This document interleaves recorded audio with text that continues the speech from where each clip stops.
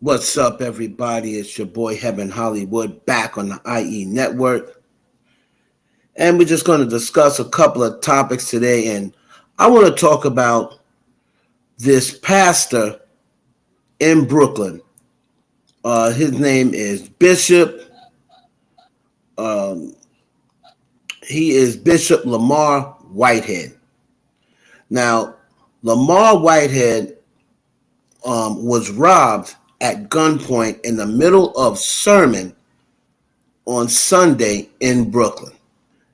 Now the robbery was caught on the live stream, and I'm going to let you see that in a minute. But the service was being held live stream when, according to the bishop, 3 to 4 men walked in with guns. He believes he was targeted, and that was a report. Let me get into this article from CBS. Now, it says here 5 to 10 minutes into preaching Sunday morning on Ransom Avenue in Canarsie, Bishop Lamar Whitehead saw the door in the back of the room kick open. I said, all right, pretty much stating that I'm not going to do anything because I know you're coming for me. You're coming straight to me. I don't want my parishioners hurt. I've got women and children there, said Whitehead of Leaders of Tomorrow International Ministries. As I got down, one went to my wife and took all her jewelry, so they knew exactly who his wife was, and had the gun in front of my 8-month-old baby's face. Took off my bishop's ring, my wedding band, and took off my bishop's chain. And then I had chains underneath my robe. And he started tapping my neck to see if anything else. So for them tapping his neck, they knew he had more jewelry. All right? They knew he had more jewelry. So this was not a random selection of a pastor. This was obviously people targeting Bishop Lamar Whitehead. The church live stream shows the gun being held on the pastor. They had guns on my deacons. That was at the door, said Whitehead. What you don't see on camera, Whitehead said, are around 100 congregants who were in the room. Men, women, and children dropped to the floor in silence. My church is traumatized. The women and children are still crying. Babies are still crying, said Whitehead. And according to police, the men took off in a white Mercedes. Whitehead said cops have license plates and witnesses saw the men change clothes outside. Whitehead said these men need to turn themselves in.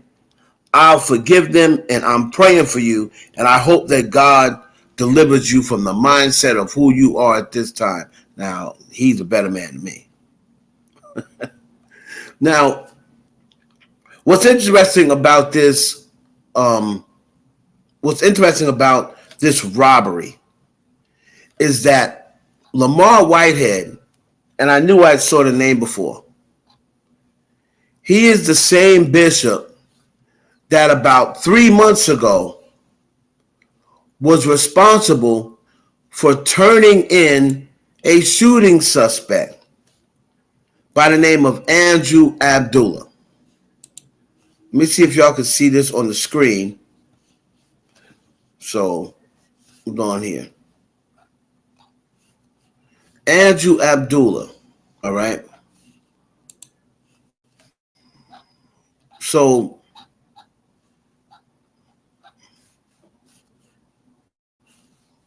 first, right here, we're going to see the bishop robbed the gunpoint. Let me see if you can see the screen here. Okay. So, let's see if we can show the actual live stream. Man, they pulling up and you at church? Wow.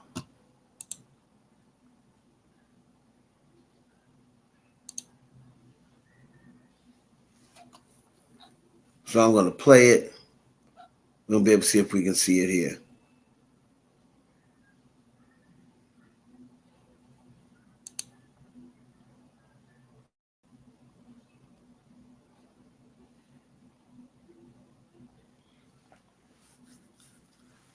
They said the entire live stream was caught. The entire robbery was caught on the live stream from the church.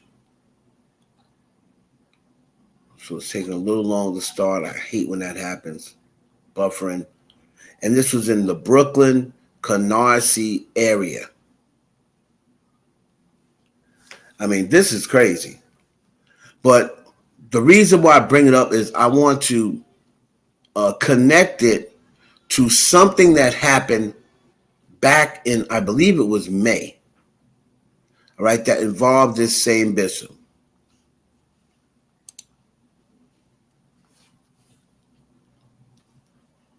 Whenever you start these things on websites, you always have problems.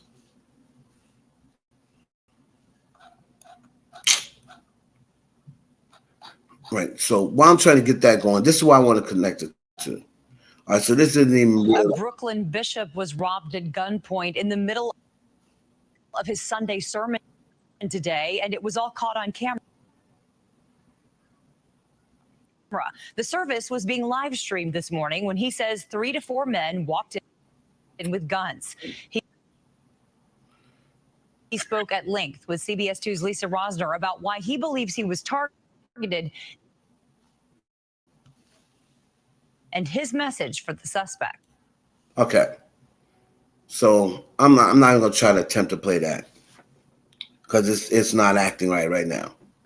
But I'll try to get the actual video, probably somewhere from Instagram. But what happened was this. 5 to 10 minutes into preaching Sunday morning on Remsen Avenue in Canarsie, Bishop Lamar Whitehead saw. So I'm attempting to stop it. So about a month ago, no, excuse me, this was back in May. The same bishop was responsible for getting a gunman to turn himself in. Now, Andrew Abdullah, his family came to Whitehead, okay? Came to Whitehead and said they needed his help turning in Andrew, who obviously, I guess, was a member of the church, or that was his bishop or what have you. Andrew is accused of charged for killing Daniel Enriquez on the Q train in May at about 11:45 a.m. Daniel Enriquez was allegedly just riding to brunch, and randomly Abdullah came out of nowhere and killed Mr. Enriquez. Now, Andrew Abdullah has a long history of criminal activity, and he is a gang member, right? So usually with those random attacks, when gang members are involved, it's kind of like in some sort of initiation thing or something. Oh, you know, it's time to catch a body. It's time to prove, your worth to the gang. And I believe that's what that was. So what happened was the bishop helped turn him in. He was bringing him to turn him in when the police met them with guns drawn. So the bishop at that point said, he was turning himself in. Why did you guys come and draw guns? And my belief is that Abdullah's gang members were the ones who robbed Bishop, Lamar Whitfield. I believe they took him as a snitch, and they went to rob him. Now, fortunately, nobody got hurt. But here was a quote. Whitehead said, "As we were waiting for the attorney to come downstairs, walking in, there was a charade of officers with guns drawn. And I asked them, I said he was going to turn himself in. Why would you guys do it this way?" And the NYPD said Abdullah was well known to the criminal justice system. His criminal history stretches back to 2016 and includes charges of felony assault, robbery, attempted murder, blah, blah, blah. So Whitehead said Abdullah's family maintains his innocence in the case. Oh, he suffered from mental illness and mental health challenges, and they're saying that he cannot recollect any of this incident. Well, I mean, the dude walked onto a subway. Witnesses said he was pacing back and forth. Then all of a sudden, just shot 48-year-old Daniel Enriquez. I mean, I don't know how much plainer. Then they said he handed the gun to a homeless person, right? And then that homeless person ended up selling the gun to someone else, and that's how it all got tracked back. But he knew to change his clothes, alter his appearance, give the gun away. But now that you're caught, his family's trying to plead mental illness. I'm sorry. I am sick and tired of people taking advantage of this mental illness excuse. And what happens is that really makes it look bad and makes it hard for people who really do suffer with mental illness. These murderers and these gang members and stuff, they use mental illness as a way of trying to get out of it. That's what they use mental illness for. And I'm not saying that, I'm not talking down on mental illness. I'm not saying that people don't suffer from it. But if you have mental illness, you're not going to know to get rid of the clothes, right? You're not going to know to get rid of your clothes. You're not going to know to, here, let me give this to a homeless person because it'd be hard to track. He knew all that. He planned it all out. Seeked out a random person because, like I said, that's what usually people in gangs do. And listen, right now he's being held with murder because unfortunately Mr. Enriquez did succumb to his injuries. He was shot in the chest. And I believe that is what prompted this murder. I mean, this robbery of the bishop. Because when he helped turn in the gang member, he was known. They would know him as Pastor Bling Bling. Pastor Bling Bling. Now that's what Whitehead said. Whitehead said he believes he was targeted because of the publicity he received when he helped turn in the suspect wanted in the fatal subway shooting of 48-year-old Daniel Enriquez in May. I turned him in, but the media called me the Bling Bling Bishop. They have my Rolls Royce car all over everywhere, and I feel that played a part in this. I think all pastors should be able to get permits for pistols. I think it should too, and also what I think Bishop should have done was up his security at that point. You got to up your security. All right? If you're being put all over TV, known as the Bling Bling Man or Pastor Bling Bling or what have you, then you should definitely know you need to up your security at that time. Right? So he didn't do that, and they got him. But I believe he thinks that he was just targeted because he was known as the Bishop Bling Bling. That's not what I feel it was all about. I believe they took him as a snitch because he told Abdullah that he was taking him to the lawyer's office to help turn himself in. And when he got there, the police all came out with guns drawn. And it seems like he snitched out Abdullah to the cops. That's my belief of why they came to burglarize him.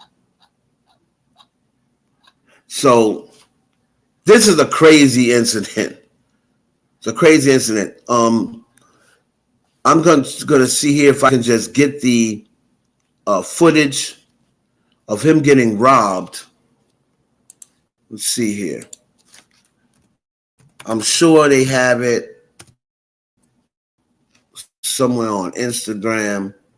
maybe the neighborhood talk or something like that might have it.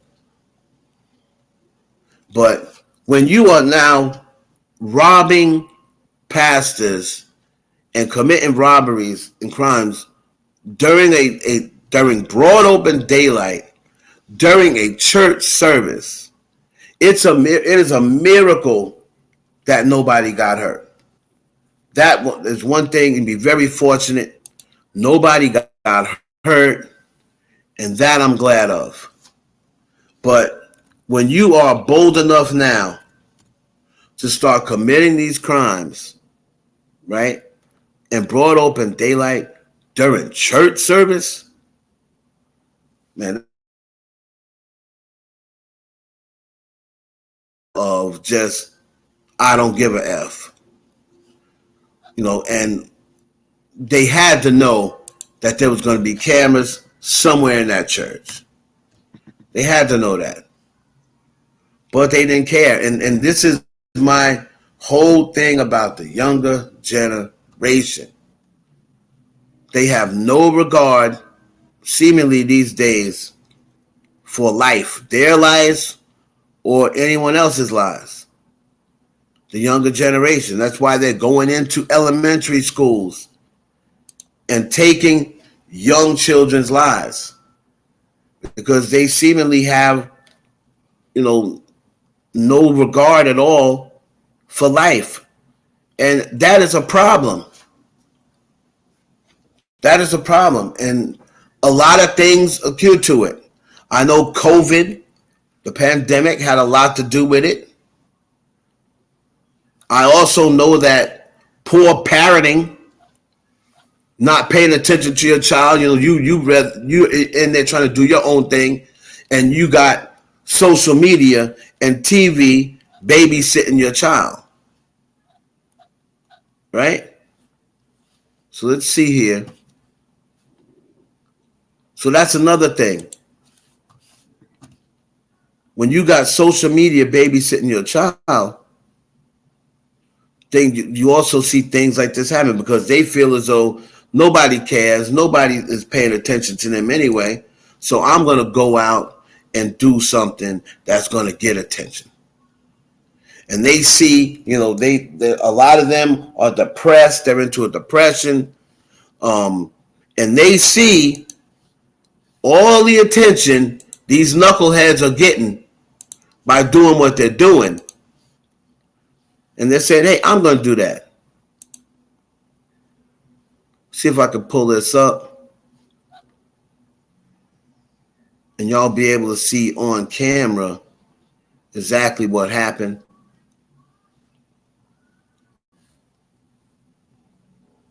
Y'all should be able to see that. There wasn't really much sound. When it was happening, the pastor said that everybody got real quiet.